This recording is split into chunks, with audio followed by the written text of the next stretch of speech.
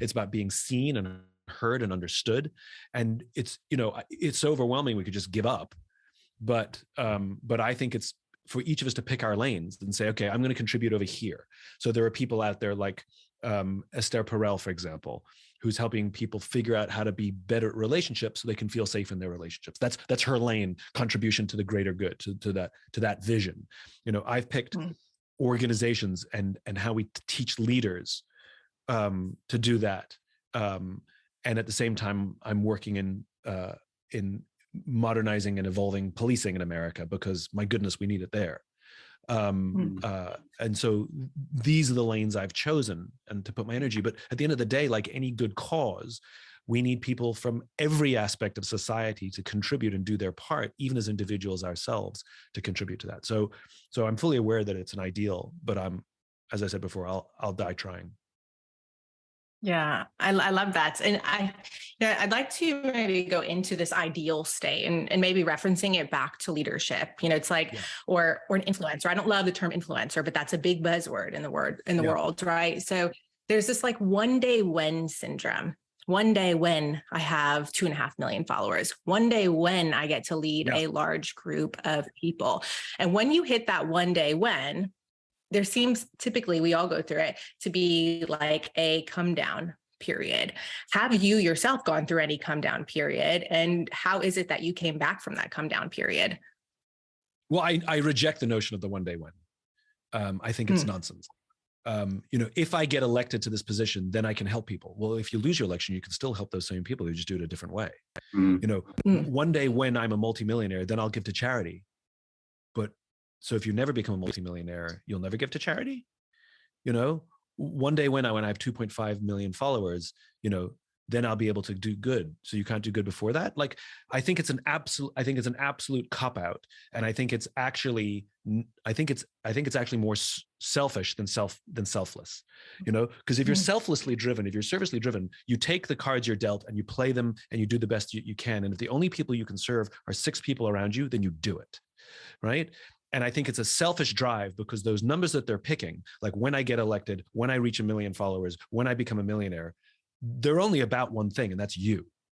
And so I think they're selfish goals disguised as desire to serve, because you can serve at every level at any time. And I learned that lesson early. So for example, early in my career, when I started hitting the speaking circuit, you know, audience size was a thing that people talk about. I don't know why, but they did. And so somebody would say, come to our event, there's going to be 100 people here. And I'd be like, great, I'll go talk to 100 people. I can spread my message. And I'd show up and 30 people would be there, you know? And I know speakers who get furious if they don't have the numbers that they were promised. And you can tell, you know? And my attitude was, well, these 30 people are going to get all of me. And I feel sorry for the 70 people who didn't show up. I never adjusted anything. And I gave my all to the people who showed up. And I believed that it was more important to have people who wanted to be in the room than people who were told to be in the room, because those are my early adopters. Those are the people who cared the most. That's why they came. Right. And so I don't have a goal of how many followers I have. You know, I've never made financial goals. I've never made any goals to do with me. Right. What I measure is momentum, because momentum is something that I can contribute to, and my goal is to build a movement where the momentum will survive me. And if you think about an entrepreneur, you know, the vast majority of entrepreneurs, you know, when they die, their business dies. And I wanted to ensure, and by the way, there's some very famous influencers that if they quit, the whole thing stops. The infrastructure goes away. All the employees go find new jobs. You know, I agree with you. The idea of being an influencer. What do? I influence. You know, there's also data on this, by the way, which is the influencers are actually the least influential people, because the influence came in the rise of because they were creative and they believed in their thing and they took risks, and that's what made them successful. But once they achieved that success, now they're getting paid promotions, now they're getting endorsements, and now they're actually less influential because it's a little more hedged, a little more of a business model, you know. And so ironically, the thing that put them where they are is not the thing that continues to grow them. Of course, there are exceptions to that. You know, the ones that I respect are the ones who have never violated that integrity. And there's a way to do it where you can still monetize it. You know, somebody asked me recently, you know, they asked me, like, how did I build a movement around my business? And my answer was, no, it's the wrong question, because they want to help people like live a life of service. Like, how do you build service into your organization? And like, no, you've completely missed the point. I started off in service and I built a business around that. It's a mentality. And I mean, I rail against this stuff all the time. You know, I think, you know, the extreme example of what we're talking about of the influencer is the Olympic athlete, the individual Olympic athlete, you know, and I think those kinds of pursuits are some of the most selfish pursuits in the world. And I don't knock it, but let's not call it service, right?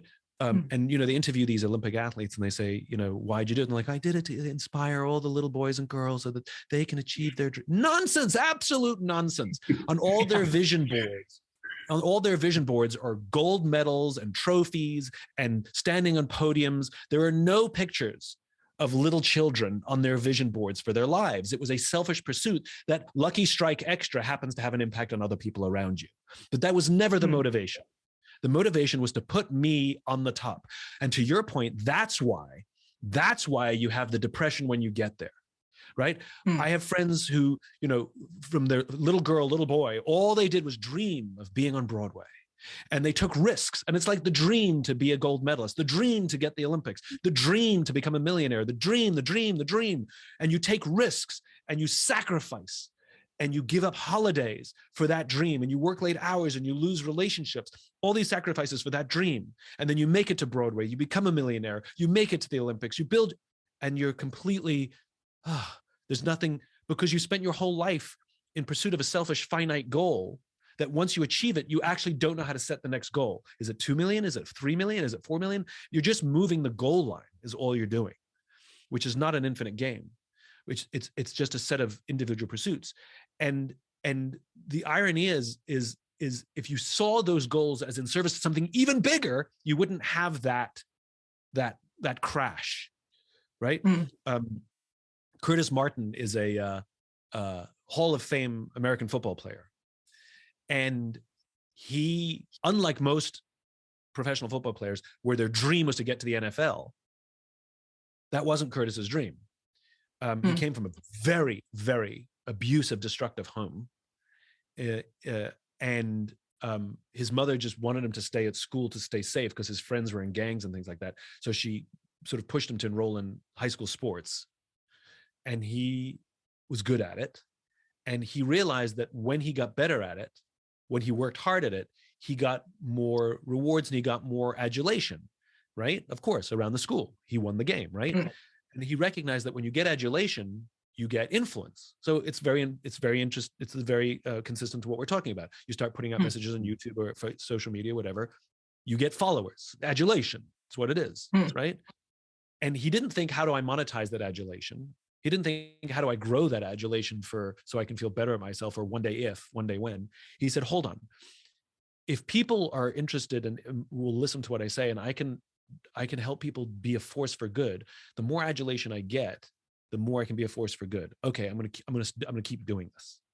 And he made it to the NFL, and his goal was never to. The first time he ever watched a Super Bowl was when he went to the Super Bowl. And he became a Hall of Famer, and he achieved this massive influence. And he always saw it as a stepping stone. Having an NFL career was always a stepping stone in how he can be good. It was never the goal itself. It was just a waypoint. It was a mile marker, a difficult one, an extreme one, but a mile marker nonetheless. And I think for us to reconfigure our careers, that yes, it's fine to have these goals, but they're simply that. They're markers on the way to something even bigger. The way I think about my career is like an iceberg, which is when I was just starting out and only I could see the vision beneath the ocean. Above the ocean was what everybody else saw. They couldn't see what I could see. And people thought I was crazy and nuts and all the things I wanted to do because they couldn't see the iceberg beneath the ocean that I could see. And as I started to work and talk and get my ideas out there in clear and compelling fashion, a little bit of iceberg popped up. And now a few people could see what I could see. And they could go, oh, let me introduce you to somebody, right? And then as my career progressed, a little more iceberg showed up and more people could see what I believe. And they would say things to me like, what you're doing is amazing. And my answer was always the same, tip of the iceberg. And even now, sure, there's a lot more iceberg showing. There's books and talks and all these interviews, and there's a lot of iceberg showing.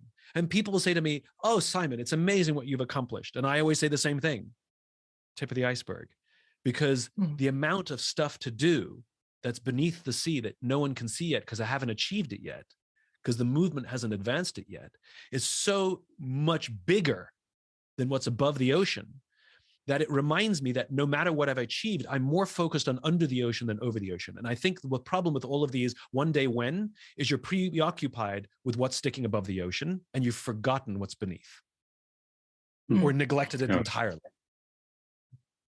That's really amazing. Yeah, no, I totally agree. And it's so I think it's the, that's something that's bigger than what you can ever achieve in your lifetime. If you can focus on that, be part of a movement that does that, then that come down will never. It doesn't happen. It doesn't happen. Yeah. You never have the come down because I'm not trying for my iceberg to hit some line, right? Yeah. And I'm not obsessed with how many whatevers, however you measure size of icebergs. I just look underneath the ocean and go, but I'm proud of what's above the ocean because what it means is the movement is growing. What it means I'm actually getting closer and closer and closer to that ideal that is so high up in the sky that only the complete iceberg will ever reach, And I think it keeps us humble too. It keeps me humble that no matter whatever accomplishment somebody makes, there's more to do. And don't get all proud and high and mighty, It's like, okay, you're a New York Times bestseller. So are a lot of people. So are no people. Who cares? You can game all those systems anyway. I want 1 million followers. Do you want them legitimately, or you want to pay for them? Because you can have 1 million followers. You can have 10 million followers. But some of them, we don't know who did it legitimately and who didn't. Like I know famous authors who paid for systems to make themselves New York Times bestsellers. Right. And so they go around and be like, I got 7 New York Times bestsellers. I'm like, I think only one of those is real. Right. You can gain, they're all real, except they paid for it. You can game the Amazon. I know famous authors who send out emails to all their friends saying, please buy my book on this time, on this day. What they're doing is gaming the Amazon algorithm. So they can spike their algorithm. My New York Times bestsellers, it's a joke, right? I went on TV on a Monday to talk about my new book. I got super lucky that I did it on a Monday. It spiked book sales like crazy, right?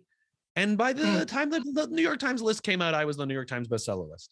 I'm fully aware that was because I was on TV, right? Now, over time, this is why I like momentum. Over time, if you can retain those sales without any excessive marketing or investment, if you can retain that New York Times a bestseller status without any excessive marketing or tricks or games, then you've legitimately done something valuable, because now that's the people telling you that they value your work.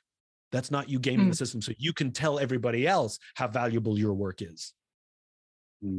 Yeah. Oh, that's so good. Well, I know that we are starting to come up on time, Simon, and I want to make sure that we have integrity in that for you. But I would love maybe if you can share with us, what is under the ocean for you right now? What are those things that you're working on that you're not actively necessarily talking about out there in the world? Well, we've talked about a few of them. I mean, what's under the ocean is that vision, the inspired, safe, and fulfilled world. That's what lives beneath the ocean. Two phases of healthy and unhealthy. I charge my phone in a different room, which is when I realize I'm losing control. I take it, I move it away, so it's not, the temptation is taken away. One of the things that I do is, which is a habit for me now, when I go out for dinner with a friend, I will either give them my phone or I put my phone in airplane mode, because then I don't even have the feeling like, oh my God, it's coming, something's coming in, right? And I like giving it away, because if one of us goes to the bathroom, for example, like, you don't pull out your phone while you're waiting for 5 minutes, but you have to like do old school. You have to just like look around. Yeah, make eye contact with people. Right, old school. Old school. And I think, when we talk about leadership and leadership theory, and I think it's unfair for us to beat up on young people, because I think if we look in the average company, those human skills are desperately lacking also.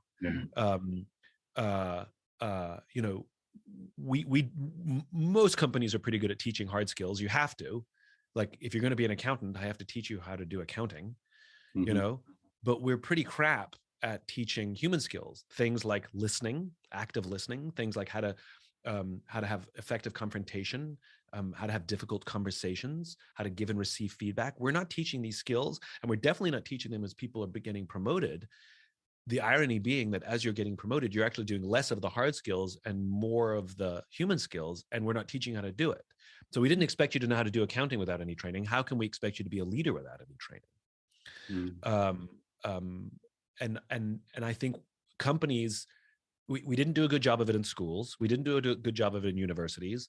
And so whether they like it or not, it's up to companies now to fill in those skill gaps, fill in those human skill gaps. I totally agree. I've run quite a few companies around the world. And the one thing I was wondering, I loved your book on, the why, and, getting to understand your why, and also the organizational why. And I always struggled with this because, I've seen high performance when an individual's why aligns with an organization's why. And then if you run an organization with 15 to 20,000 people, it becomes quite challenging to get that alignment between 20,000 people's why and the company's why. Yep.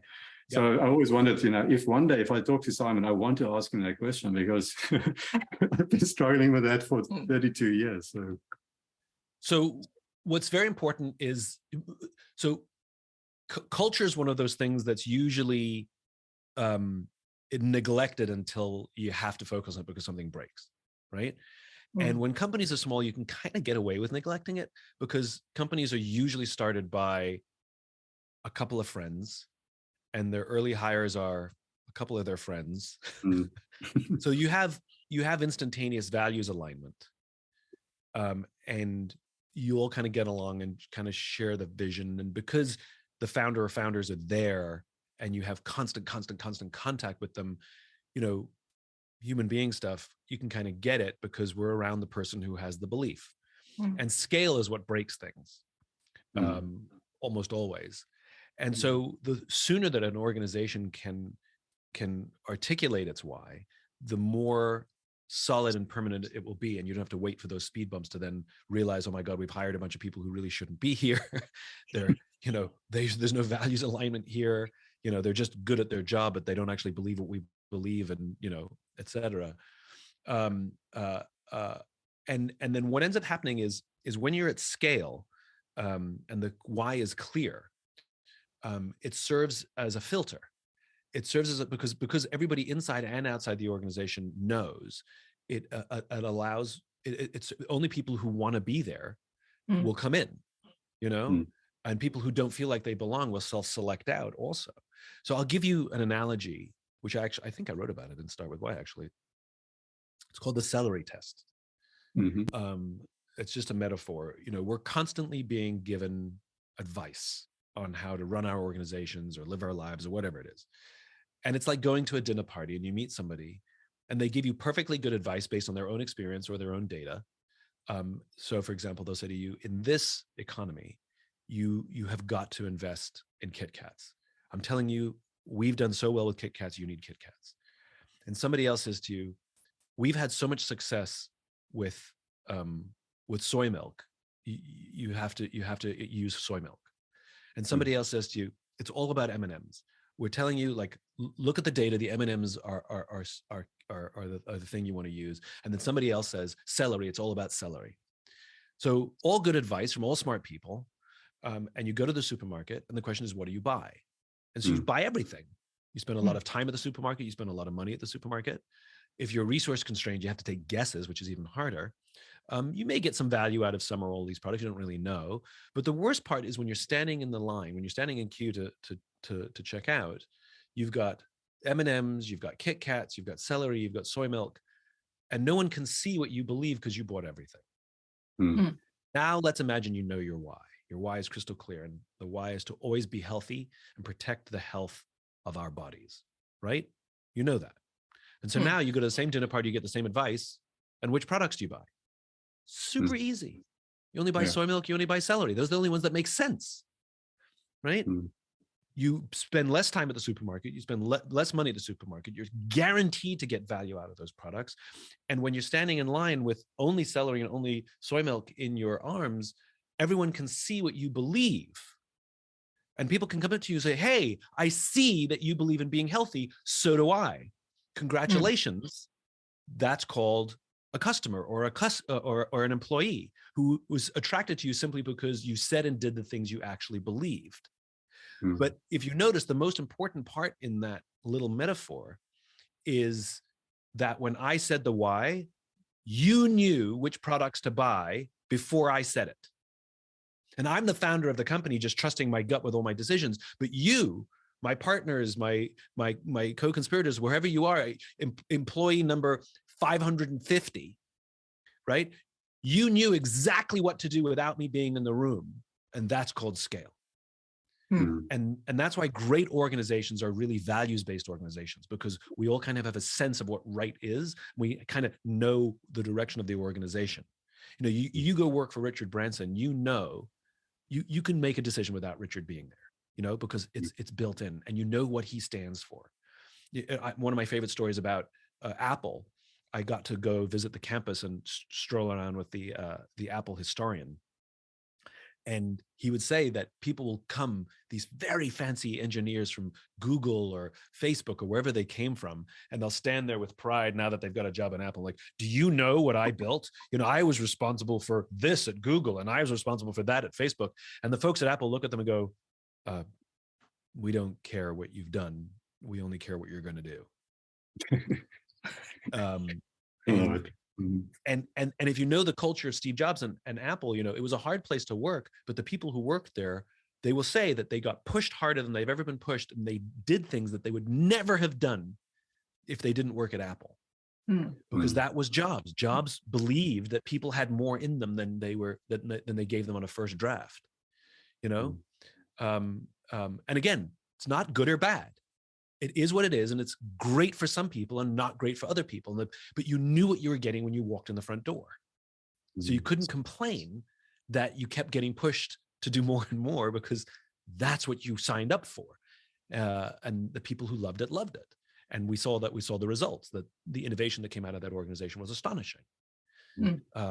So I think the sooner an organization and a leader are able to articulate that why, the quicker you can bake it in to your hiring, your incentives, your rewards, your marketing, your internal comms, your external comms, your product development, your packaging. You know, you can start to build it into everything so that everyone can see what you believe without ever talking to you. Oh, that's so good. Yeah, I love it. And maybe And if so, you talk about what you are in service of. If you had to describe that to us, what would that be? How would you describe it? I imagine a world. So you can hear those. Let's talk about vision. It lives in my imagination, right? I imagine a world in which the vast majority of people wake up every single morning inspired, feel safe wherever they are, and end the day fulfilled by the work that they do. I have taken a bet that leaders are the best way, the best mechanism we've got to get to that world, to build that world. So I've devoted my career to finding, supporting, and celebrating the leaders that I think are more likely to help me build that world. They're actually building the organizations and leading the organizations that will contribute to the existence of this world that I imagine. Put in a different way, there's an entire section in the bookshop called Self-Help, and there's no section in the bookshop called Help Others. And what I'm trying to do is build the Help Others industry. In other words, the skills of taking care of those around us, seeing those around us rise, which is also the skill of leadership. Yeah, and time, Simon, and I want to make sure that we have integrity in that for you. But I would love maybe if you can share with us, what is under the ocean for you right now? You know, what are those things that you're working on that you're not actively necessarily talking about out there in the world? Well, we've talked about a few of them. I mean, what's under the ocean is that vision, the inspired, yeah. Safe, and fulfilled world. That's what lives beneath the ocean, you know. And the mechanisms that I'm using to my lanes that I'm attempting to contribute are the building of the human skills industry.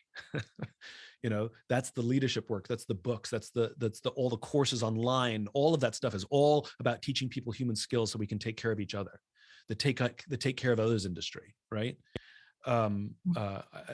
Service mindedness, and then the work that I'm doing with policing in America, which is a fractured and broken profession that's probably 20 years behind in leadership theory, trying to modernize that and make it a higher functioning profession with proper leadership training, which they have very little of. Because I recognize that if I can fix it from the inside out, it's going to have much greater impact than trying to force change with legislation, though that's important too. But I'm talking about sticky, long-lasting stuff. Yes, ban chokeholds, absolutely. You know, but that won't fix it. You know, it's deep cultural change that has to change in policing in America, and so I'm focused on that. And there's other subjects that I'm very interested in that I may or may not write about in the future. But I'm definitely in a sort of research curiosity mode right now. The idea of agency and control, like how feeling in control of our lives and feeling in control of our space around us, having agency builds confidence, builds creativity, is good for relationships. But losing control, or the feeling of losing control, how it can be insidious. It can actually break people. And the most extreme examples is you see it in sort of mass homicide, or sometimes acts of suicide, where somebody feels so out of control that they intend to exert control. They intend to exert control in a dramatic fashion over the situation that they feel like they've lost control over. And I'm fascinated by that. I'm fascinated by how feelings of control and how we give people feelings of control, you know, in our companies, in our families, et cetera, in our countries, et cetera. Amazing.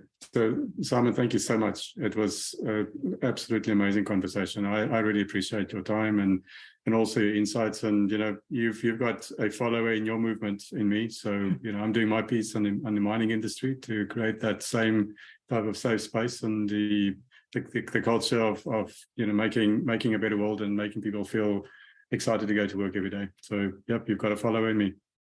Yes, and Simon, sorry. No, please. No, I was going to say, I also really, really appreciate it. I mean, obviously, the Real Leaders magazine is about being in service and spreading the words of impact before anybody else does. So we really appreciate you and your time and being here and everything that you provided to us today and to the magazine and to all of our readers. I have to just ask you one last thing, because it's just like sitting there for me. I had a conversation before you came on with my kids about superpowers, again, 5 and 8. And one is Lava Girl and the other is Ice Queen, you know, and very cute reasons why. Before we close this out, I would love to hear what your superpower is. My superpower is unfortunately often called a liability in society. I have pretty bad ADHD, and I resent the fact that we tell a child that they have a deficit and a disorder, because though they're, just like I've said before, there's no negative or positive. It's all contextualized. It's all contextual. And so I have attributes that in the wrong contexts cause me pain. They make me distractible and a little bit unreliable and talk too much and stuff like that. You know, but in the right contexts, they're a source of great creativity. They're a source of great inspiration and a source of remarkable focus. That in the right conditions, I can get more done in a day than most people can get done in a week. And so I love my superpower. I don't call it ADHD. I call it hyperfocus. And I am immensely grateful that I was born with it, because it's given me my life and my career. I love that. Well, I also love your superpower, because you're able to be who you are in the world, and that's extraordinary. So thank you. Thanks very much for having me. I really appreciate it. Thank you for giving me a forum to share my ideas. And we are on this journey together. You know, we play different roles, and we are more powerful because of each other. So thank you very much for being a part of the movement. Absolutely. Thank you, Simon. Have a great day. Take care of yourself. Take care of each other. Okay, you too. Bye-bye now.